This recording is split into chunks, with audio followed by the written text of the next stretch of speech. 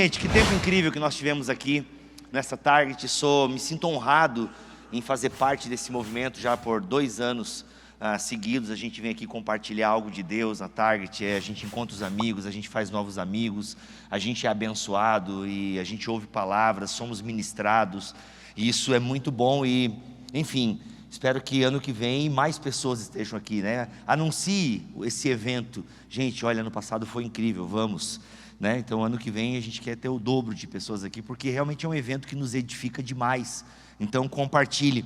E eu quero manter esse espírito que nós estamos aqui de envio, e é muito importante a gente pensar realmente em envio quando a gente pensa em igreja do futuro. A gente teve um painel maravilhoso ontem à tarde, e eu quero reverberar um pouco do que nós conversamos nesse painel, porque de fato a igreja precisa se entender como uma igreja missionária. E aqui eu quero até inclusive pensar um pouquinho com vocês, que vocês esqueçam esse termo missionário por um período.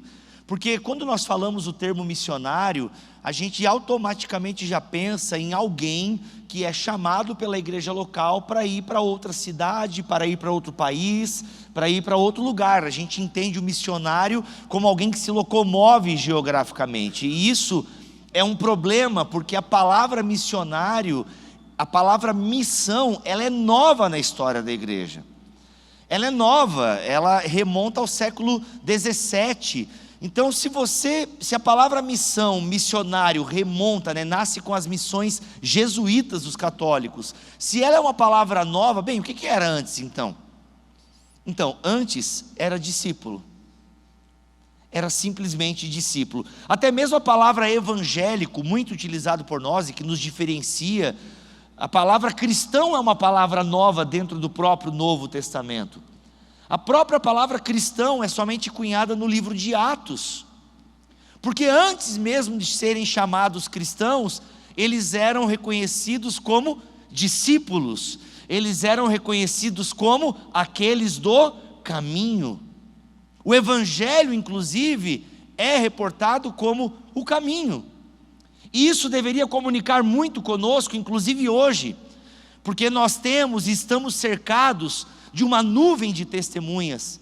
Pude compartilhar hoje um pouco sobre isso, lá no Projeto 242, foi maravilhoso conhecer esse camp da IBM, e pude falar que nós estamos cercados de uma nuvem de testemunhas. Isso é maravilhoso. Eu até costumo brincar, momento Chico Xavier agora, mas calma, só faz de conta. Quero ver tu traduzir Chico Xavier para ele, não sei como é quem é o americano que faz esse negócio lá, tá? Então esse momento assim, meio ficção científica agora, mas é exatamente isso que o autor bíblico, quando escreve Hebreus 12, ele tem em mente. Nós estamos agora, porque ele fala dos heróis da fé, em Hebreus 11, e ele começa o capítulo 12 dizendo: olha, nós estamos cercados dessa nuvem de testemunhas. Ou seja, é como se a galera que participou de todo o projeto de Deus e foi registrado nas escrituras, estivesse lá do céu, tipo, vamos lá, continuem, mais uma milha, vai vir perseguição, continuem, vai valer a pena. Já só lembrar essa música daquele clipe lá da criança morrendo na ponte lá, já me deu vontade de chorar, mas é isso, continuem. Nós estamos cercados de uma nuvem de testemunhas, de mártires, que ao longo da história da igreja, mesmo depois do período do cânon bíblico sendo formado, a gente continua tendo cristãos que vão derramando o seu sangue nas arenas, e eles continuam testemunhando, e isso é maravilhoso. Nós estamos cercados dessa nuvem de testemunhas, de pessoas que ouviram a Deus e se moveram, como nós acabamos de ouvir. Porque quem ouve Deus e o entende, se move. Quem ouve Deus e o entende, se move. É impossível ouvir a Deus e entendê-lo e ficar parado, porque nós somos aqueles do caminho. Somos aqueles do caminho. É por isso que quem tem ouvidos para ouvir, ouça. Mas o que Jesus está dizendo? Na cultura bíblica, ouvir é obedecer. Por isso que Tiago vai falar: gente, como é que vocês ouvem a palavra e não a praticam? É claro que o Tiago sabe que a gente é pecador, miserável, filho de Adão, ele sabe disso. Mas o que o Tiago está querendo nos colocar dentro de nós é: gente, como é que vocês ouvem e não praticam? Porque é uma coisa incoerente ouvir e não praticar. Você precisa fazer isso, você precisa se esforçar para praticar. E nós precisamos entender então que somos discípulos e que recebemos um comissionamento do próprio Pai. Jesus, ele antes de ascender aos céus, de subir ao Pai, ele comissiona o seu povo, e a gente pode ler isso no Evangelho de Mateus, no capítulo 28. Evangelho segundo escreveu Mateus, no capítulo 28, leio na NVT, e leio a partir do versículo 18. Texto muito conhecido dos leitores da Bíblia. Eu realmente estou aqui como um arauto do óbvio. Eu penso que seria muito interessante nós terminarmos essa conferência com um simples e direto e profundo, e que vai consumir a nossa vida até a volta de Jesus, ou até encontrarmos, que é a vocação de ser uma igreja local, a vocação de ser um discípulo de Jesus. Então, Jesus se aproximou deles e disse: toda a autoridade no céu, na terra, me foi dada. Ou seja, a autoridade com a qual a igreja, a eclésia, esse ajuntamento de pessoas que se reúnem para pensar o bem comum da cidade. Eclésia é um termo político, inclusive. Eclésia é um termo político, ou seja, um monte de gente que se reúne para pensar o bem da cidade. Bem, mas o que esse povo, o que essa igreja se reúne e de que maneira eles pensam o bem da cidade? Testemunhando daquele que tem toda a autoridade nos céus e da terra. Não é César, não é Pôncio Pilatos, não são os sacerdotes, o sinédrio, não é o templo. Quem tem toda a autoridade e a compartilha com o seu povo é Jesus, porque ele recebeu do Pai toda a autoridade, e a partir dessa autoridade, a partir dessa confiança, que daquele que rege o universo é aquele que nos comissiona, ele diz: já que toda autoridade me foi dada no céu e na terra, portanto vão e façam discípulos de todas as nações, ou de todos os povos. Jesus aqui não está dando uma dica. Jesus não está dando uma dica para os seus seguidores: olha gente, seria muito legal, quem sabe aí se vocês estivessem afim, sabe assim, pô, estão sem nada para fazer, que tal fazer uns discípulos? Só, não, olha, sem querer, não quero, por favor, sou educado, não quero, sabe, interromper aí a sua vida, desculpa.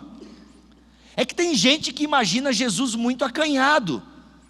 Tem um TikTok, aliás, tem muito teólogo de TikToker que Deus o livre, né? Jesus podia acabar com o TikTok, que não ia fazer falta. Se você ganha dinheiro com o TikTok, desculpa, que Deus te dê outra fonte de renda. Mas assim, aí esse irmão, ele fez um vídeo que viralizou e tal.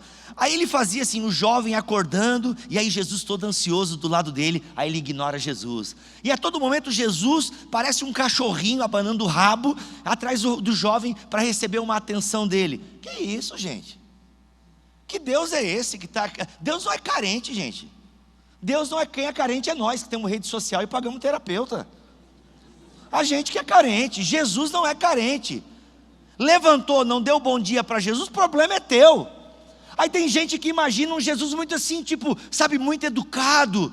Ei gente, eu gosto muito do C.S. Lewis, quando ele diz que Aslan, que é a figura, né, o leão de Lewis, é o Jesus do cristianismo. Ele diz assim: olha, esse leão, ele não pode ser domesticado. O nosso Deus não pode ser domesticado. E a gente cria um Deus muito assim, educadinho e tal. Não! Ele é um convidado inconveniente. Jesus, traduz essa parte para ele. Jesus é o camarada que entra na tua vida e já vai na geladeira. E não só vai na geladeira, ele ainda levanta o tapete para ver tuas porcarias. Jesus é esse que a gente não quer. A gente gosta muito do Jesus educado, polido. Excuse me, você tem um momento para ouvir a palavra do Senhor? A gente criou um Jesus domesticado, um Jesus à nossa imagem e semelhança, um Jesus cheio de etiqueta. Ui, que isso? Eu sei que tem um irmão da França aqui. Paz. Não estava preparado para essa. Muito bom. Então, Jesus não está dando uma dica. Jesus não está dando uma dica. Jesus está dizendo: vão e façam barulho, make some noise. Aprendi essa palavra, vou falar isso agora até Jesus voltar. Falei errado ainda, mas ele entendeu, eu acho. Então o que acontece? Vão e façam discípulos. Vão e façam. Não é uma dica, é uma condição inerente do ser igreja de Jesus. E isso não dá para terceirizar, porque é o que nós conversamos no nosso painel ontem. Não dá para terceirizar, você não pode terceirizar isso. É uma missão que foi dada para cada um daqueles que se submeteram ao senhorio de Cristo e se entenderam. O meu próximo livro vai se chamar Como se tornar um servo inútil. Eu sou desse, eu gosto de título assim para chamar a atenção. É Deus que destrói sonhos. Inclusive tem lá na livraria da Foco, vendeu só 2. Pelo amor de Deus, vai lá comprar depois. Eu tenho 2 filhos, tá? Então o que acontece? É o Deus que destrói sonhos. E agora vai ser o quê? É como se tornar um servo inútil. Porque é essa consciência que a gente precisa ter. A gente não quer mais ser o servo inútil. Não, nós queremos ser super necessários. Queremos ser aplaudidos. Queremos ser o palanque, o microfone. A gente quer a pompa. E nós precisamos recuperar a ideia de que nós entregamos a nossa vida ao senhorio de Cristo, ou seja, somos seus escravos. A gente gosta muito do versículo do Evangelho de João que diz: não, vocês são meus amigos. Aí a gente canta a música do Michael W. Smith, que o pastor Sidney cantou muito nos anos 2000, entendeu? Teu amigo me tornei. A gente gosta dessa parte. Perceberam que eu cantando parece um piano caindo das escadas? Mas tudo bem, não dá para se ter todos os talentos. Estou procurando o meu ainda, mas vamos lá. Então o que acontece? Aí, sabe, a gente quer muito: eu sou amigo de Deus, amigo do Senhor. E a gente vai, tá, e a parte que a gente é escravo, cadê? E cadê Romanos 6 aí nessa Bíblia? Não tem essa parte na Bíblia também que nós somos escravos, dulos? E dulos não é servo, que daí é diácono. Não, nós somos escravos do Senhor. Essa parte a gente não pode esquecer também. E como escravos, a gente não tem muito essa ideia de: o que é que eu vou fazer com essa tal liberdade? Só os antigos pegaram. Se estou na solidão pensando em você. Eu nunca imaginei sentir tanta saudade. Whatever. Mas eu gostava de Só Pra Contrariar. Melhor época da música brasileira.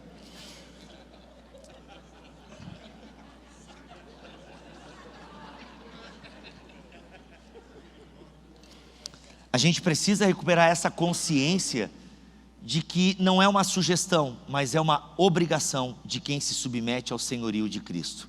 Vão e façam discípulos de todas as nações, batizando-os em nome do Pai, do Filho e do Espírito Santo. E aqui não termina, porque a gente também não vai e anuncia. E como é que se faz então discípulo? Bem, discípulo significa alguém que está submetido a uma disciplina, significa alguém que está submetido ao ensinamento. Então por isso a obrigação de cada um de nós não é do missionário, não é do pastor, da pastora. Não é porque você dá o dízimo e fala: mas a gente paga para eles orarem, a gente paga para eles ensinarem. Qual é? Eu pago já para não ter que me incomodar. Que pena. Talvez você não tenha entendido algumas coisas. Porque nós precisamos fazer isso. E nós fazemos como? Ensinando. Ensinem esses novos discípulos a obedecerem a todas as ordens que eu lhes dei. O nosso Jesus Cristo não é esse carinha educado. Não, Ele nos dá ordens. Ele nos dá comando. O cristianismo não é um parque de diversões, ele é um campo de batalha. É muito legal nós termos espaços, conferências, termos uma boa música, termos um bom sermão, uma boa estrutura. Tudo isso é maravilhoso, é a nossa base, é o nosso QG. Mas por isso que é tão importante nós termos a consciência de que eu vou sair daqui, e que na verdade eu sou o templo de Deus, já que Ele não habita em templos feitos por mãos humanas. Então eu sou a habitação do Espírito Santo. Mas espera aí, eu sozinho não sou a habitação do Espírito Santo. Até mesmo quando o apóstolo Paulo fala em 1 Coríntios, no capítulo 6, que, que o seu corpo é o templo do Espírito Santo, por isso não pode fazer tatuagem. Mentira, foi só uma piada, que tem gente que usa esse argumento e é ridículo, tá? O seu corpo é o templo do Espírito Santo. Bem, o apóstolo Paulo até fala isso realmente no capítulo 6, da sua primeira carta aos Coríntios. Entretanto, não esqueçamos que em todo o resto da carta, em outros lugares do corpus paulino, ele deixa bem claro que nós pertencemos e somos membros do corpo de Cristo, e o Espírito Santo habita entre vocês, ou seja, o Espírito Santo habita entre o corpo de Cristo, ele habita no meio da igreja. Por isso que não dá para ser cheio do Espírito Santo sozinho, precisa ser feito em comunidade, porque o Espírito habita no meio da comunidade. E tem muita gente querendo ser cheia do Espírito Santo no culto online, no louvor online, no discipulado online, sentado no sofá de casa, fazendo ceia com Doritos e Coca-Cola. Não rola. Vocês estão rindo, mas aconteceu. E não existe isso. Tijolo sozinho não faz construção. Por isso nós precisamos também ter essa capacidade de ensinar esses novos discípulos. Ensinar. Cada um de nós precisa ter a capacidade de ensinar esses novos discípulos. Ou seja, todos nós temos este dever de obedecer ao mandamento de ir e fazer discípulo. Por isso, se você não está discipulando ninguém, se você não está sendo bênção na vida de ninguém, é hora, essa Target existiu para te conscientizar disso. Poxa, mas eu me sinto tão incapacitado para isso. Capacite-se. Não vem com esse papinho de que Deus chama, como é que, eu nem sei, de tanta raiva que às vezes eu tenho dessa fala. Que Deus chama os capacitados, mas odeia os não capacitados, como é que é? Deus chama os escolhidos, mas esquece quem Ele não gosta, é uma coisa assim. Tem uma verdade, Deus chama mesmo aqueles que não têm capacidade, Ele chama. Mas tem galera que acha que é tipo uma parada mística. Deus aparece, Simba, tipo Mufasa no céu assim. Tem gente que acha assim, Deus chama, aí ele recebe uma luz, e ele recebe todo ali. Não, Deus chama, e Ele capacita. E aí tem gente que acha que essa capacitação ela é celestial, é o telecurso celestial. Nossa, isso é muito velho. Telecurso é muito velho, desculpa, muito velho. Telecurso 2000, maravilhoso. Mas não é assim.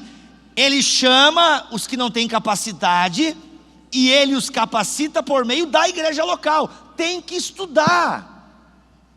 Tem que estudar. Não adianta ficar cantando que ninguém explica a Deus, porque isso é burrice. Nós fomos chamados para explicar a Deus, gente. Desculpa se você gosta dessa música. Senti que o pastor Sidney gosta, me olhou com uma cara agora. Foi muito bom estar com vocês essa tarde, pessoal. Se eu não estiver ano que vem é porque eu falei dessa música. Não é porque, gente, ninguém explica a Deus. Como que ninguém explica? Eu estou tentando explicar para vocês. Essa target é para explicar para vocês. Quando eu chego alguém para falar de Jesus, eu quero explicar Jesus. É claro que Deus não cabe num tubo de ensaio, Deus não cabe na minha teologia, Deus não cabe nem nos 66 livros da Bíblia. Ele é muito maior, mas Ele deixou algo de si para ser ensinado, porque Ele está mandando. Ensine, ensinar o quê? Se não é explicar algo de Deus para alguém. Então é uma responsabilidade que nós temos. Dá os teus pulos. Eu sei que a vida é corrida. A vida é corrida da maioria de vocês. É isso, é muita coisa. Acorda cedo, vai, trabalha e pô, tem muita coisa para fazer. Mas olha, gente, tem audiobook no metrô, no carro, sabe, em tudo quanto é lugar você pode estar ouvindo. Vai no banheiro, põe no seu fone de ouvido, põe a touca para tapar aqui o seu fone, põe a touca do banheiro e fica ouvindo o audiobook ali, entendeu? Fica ouvindo a Bíblia. Tem o dublador do Tony Stark, tem ele lendo a Bíblia para você, é muito legal. O Marco Ribeiro, dublador do Tom Hanks, dublador do Robert Downey Jr., ele está lendo a Bíblia, a mensagem. E aí você pode ouvir ali, absorvendo o conteúdo. Aí você tem livros que você pode ouvir. Olha, se você não quer pagar uma plataforma de... Eu não vou falar isso. Eu ia falar que tem de graça, pirateado no YouTube, mas eu não disse isso. Eu não estou incentivando você a ouvir coisas pirateadas no YouTube. Eu não falei isso. É que, sabe, a gente não tem desculpa, a gente tem tecnologia. E a gente deve usar essa tecnologia para a glória de Deus. A gente deve usar tudo que nós temos para cumprir o nosso chamado. Tem crente perguntando: ó Deus, qual é o teu propósito para a minha vida? Aí Deus olha para lá e fala assim: ó, vai ler a Bíblia, criatura. Deixei 66 livros aí para te falar qual é o teu propósito. Tem preguiça? Tira 39, lê só os 4 evangelhos, então, já que tu é meio preguiçoso. 4 evangelhos só. Ai, mas 4? Oh meu Deus, então lê só Lucas e Atos. A galera está perguntando: ah Deus, qual é o teu propósito para a minha vida? De novo, estão esperando uma parada fantástica. Querem ir para o meio do mato, ver se aparece uma luz, ver graveto brilhando, e aparece no céu escrito: vai, faça isso. Pô, seria massa. E aconteceu mesmo com algumas pessoas ao longo da história da igreja.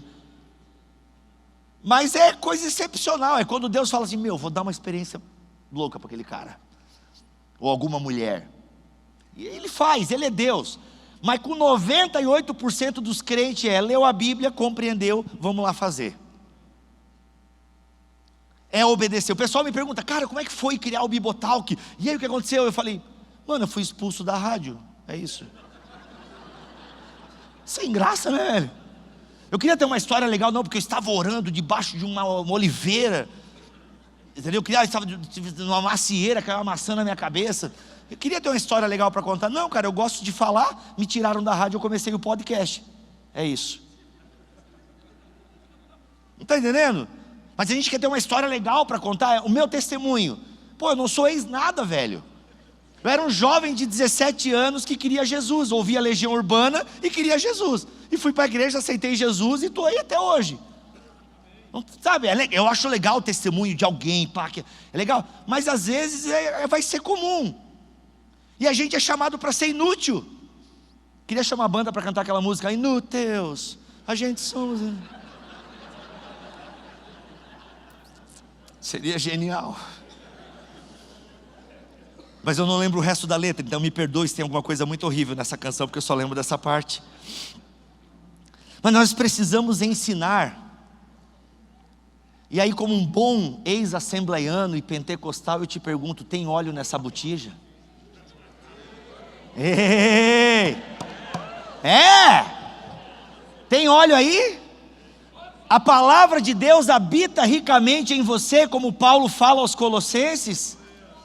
Há uma habitação da palavra de Deus aí. É isso aí. Muito bom. Deixa assim, deixa no flow, deixa no flow. Mas, queridos, encerro com isso.